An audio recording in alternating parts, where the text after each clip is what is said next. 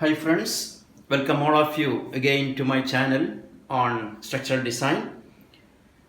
ഇത് നമുക്ക് ഒരു ടു വേ സ്ലാബിൻ്റെ ഡിസൈൻ എങ്ങനെയാണെന്ന് നോക്കാം. കഴിഞ്ഞ വീഡിയോയിൽ നമ്മൾ ഒരു വൺ വേ സ്ലാബിൻ്റെ ഡിസൈൻ കംപ്ലീറ്റ് ചെയ്തു. ഇനി ഒരു ടു വേ സ്ലാബിൻ്റെ ഡിസൈൻ എങ്ങനെയാണ് നമുക്ക് ചെയ്യുന്നതെന്ന് നോക്കാം.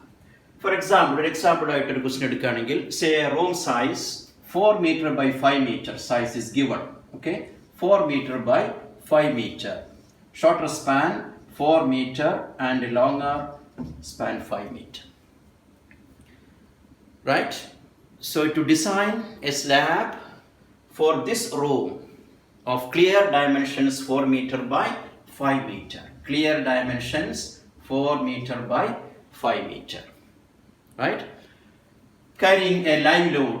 Live load is given as 4 kilonewton per m squared. 4 kilonewton per m squared and floor finish 1 kilonewton per m square. Then properties of concrete and steel. FCK is equal to 20 newton per mm squared and Fy is equal to 415 newton per mm squared. Okay, so these are the data given to design a slab for this room of clear dimensions 4 meter by 5 meter size and wall thickness say T. T is equal to 300 mm. The wall thickness all around the 4 supports. Isn't it? 2 longer sides and 2 shorter sides. So these are the data given. Our aim is to design a slab for this. Okay. So follow the same steps what we have studied for one way slab. That is what is the first step? Number 1, get the sizes Lx and Ly and see the ratio between Ly by Lx. So here Ly by Lx is equal to, what is the ratio? Ly by Lx 5 meter by 4 meter, that is 5000 mm divided by 4000 mm or 5 by 4 both in meters, right? Is equal to how much? It is 1.25. So this 1.25 is less than 2, right? We know that the criteria for designing a two-way slab is when the ratio between Ly and Lx is less than or equal to 2. Okay? അപ്പോൾ ഇവിടെ ratio 1.25 ആണ് കിട്ടുന്നത്. അത് രണ്ടിനേക്കാൾ കുറവാണ്. അതുകൊണ്ട് we have to design it as a two way slab. ഒരു two way slab ആയിട്ടാണ് ഇത് നമുക്ക് ഡിസൈൻ ചെയ്യേണ്ടത്. ദാറ്റ് മീൻസ് രണ്ട് ഡയറക്ഷനിലും റീൻഫോഴ്സ്മെന്റ് വേണം. ലോങ്ങർ ഡയറക്ഷനിലും ഷോർട്ടർ ഡയറക്ഷനിലും റീൻഫോഴ്സ്മെന്റ്സ് നമുക്ക് ഡിസൈൻ ചെയ്യാം. Is it okay? It's clear the question? Okay. Now, what's the number 2 step? Number 2, to find out the effective depth and overall depth, D and D, small d and overall depth, capital D. Now, to get or to find out the effective depth, to select the effective depth for this slab as per clause 24.1. We note down 24.1 from IS 456/2000. As per the clause 24.1 of IS 456/2000, the shorter span, what is the shorter span here? It is 4 meter and longer span 5 meter. So the shorter span, if it is greater than 3.5 meters, greater than 3.5 meters and the live load, what is the live load? That is 4 kilonewton per m squared, that is greater than 3, that is greater than 3. So these are the two conditions. If these values, if it is satisfied, then the Lx by D ratio should be taken as the same as that of one way slab. So as per the clause 24.1 of IS 456, when the shorter span is greater than 3.5 meters and when the live load given is greater than 3, then the ratio between Lx and D, that means the shorter span and effective depth, should be taken as the same as that of one way slab, right? Should be taken as the same. That means what is it? Lx by D 25 to 30. In one way slab we have taken like that. As per the code, it is 25 to 30, the ratio between. So from these criteria, we can find out the effective depth. So therefore, effective depth D will be equal to what? Lx divided by 25. Taking the minimum value, the range is 25 to 30, so take just 25. Lx divided by 25 is equal to 4 meter. Lx is 4 meter, isn't it? Or 4000 mm divided by 25, so that you will get D in mm. Effective depth D is equal to how much? 4000 by 25 is equal to 160 mm. So the effective depth of the slab, we got it as 160 mm. Therefore, overall depth, capital D, you know how to get the overall depth? Effective depth plus effective cover. Effective cover. So we assume 10 mm dia bars for the slab. Assuming 10 mm dia bars, overall depth will be equal to effective depth 160 plus, assuming clear cover 20, clear cover at the bottom, assume it as 20 mm plus half the diameter, isn't it? Half the diameter is 5, so that's equal to 185 mm is the overall depth from the top to the bottom of the slab. The effective depth 160 and overall depth 185 mm. So the second step is over now. We have determined both effective depth and overall depths. Now, what's the third step? What's the third step? Third step to find out the effective span. Effective span LE or LX. Here we are considering both. So always taken the shorter dimension as a span 4 meter.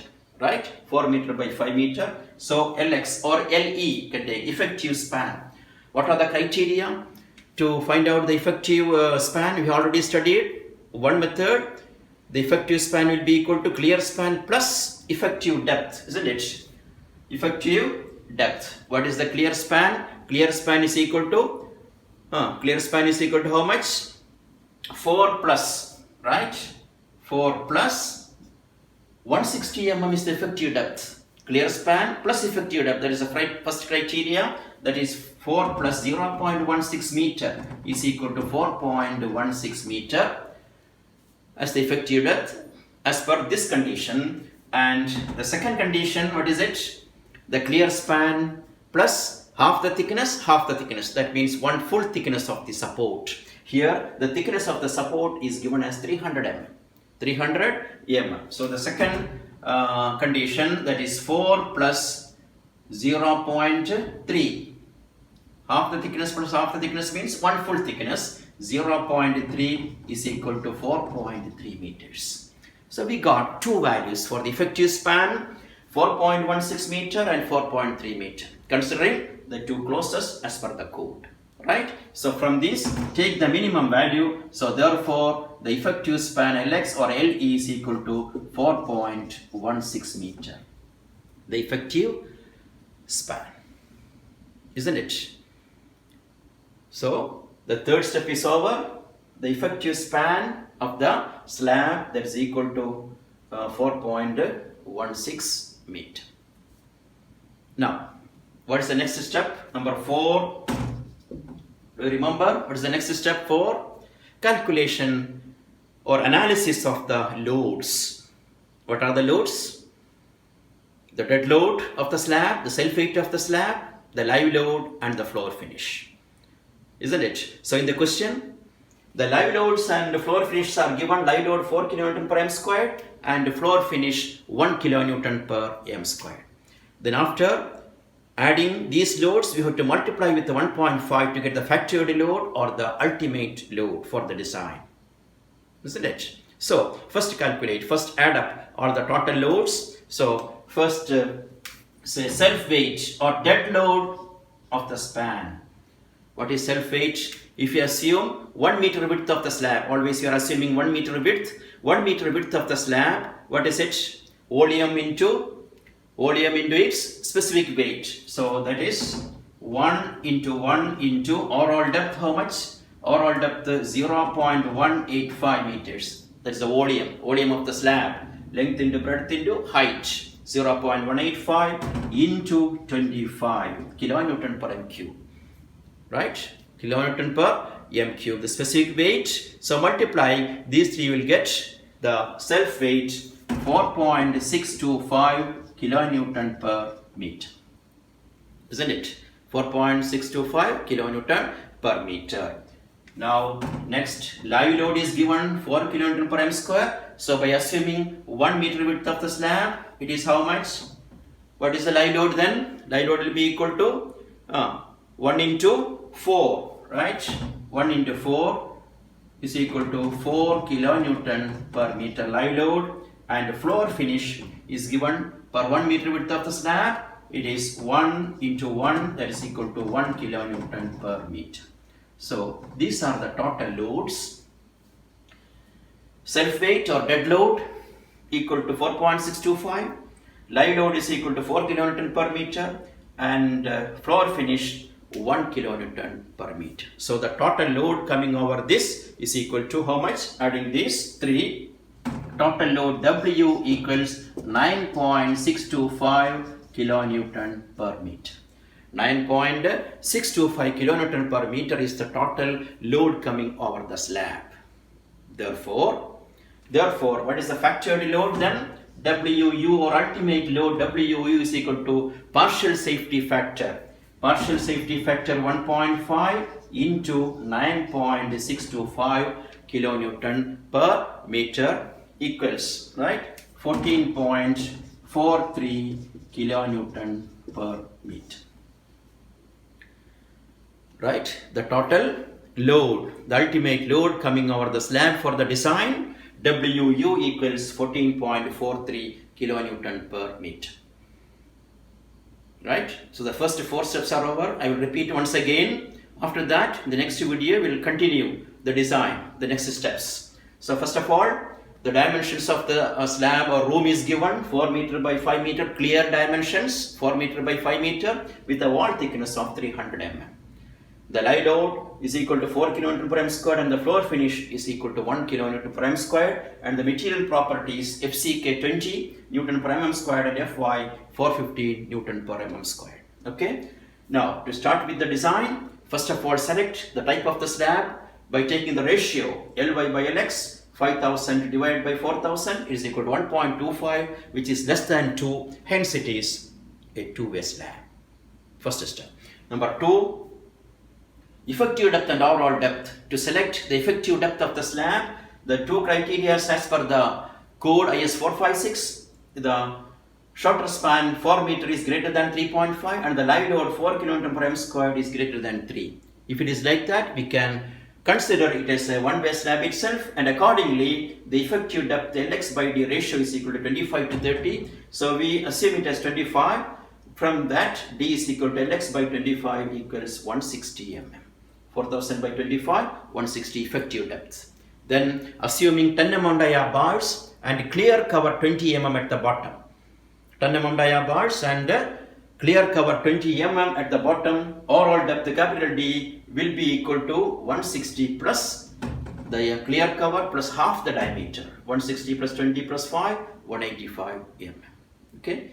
Now, third step, to find out the effective span LE or Lx, effective span of the slab, that is equal to clear span plus effective depth, that is one close 4.16, second close clear span plus one thickness of the support, or half the thickness on one side, half the thickness on the other side, center to center distance between the supports. 4 plus 0.3 is equal to 4.3. Out of this, take the minimum value 4.16 meter as the effective span.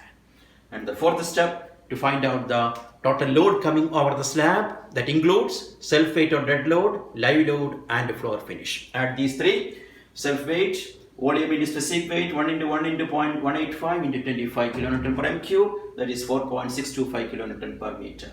Then live load 1 into 4, that is given 4 kilonewton per meter, considering 1 meter width of the slab, remember. Then floor finish 1 into 1 equals 1 kilonewton per meter. Adding these three, we'll get it as 9.625 kilonewton per meter. Therefore, the ultimate load over the slab for the design, WU is equal to 1.5 into 9.625 equals 14.43 kilonewton per meter. It's okay. So the fifth step onwards we'll do in the next video. I think it's clear, all of you, right? Okay, thank you, one and all.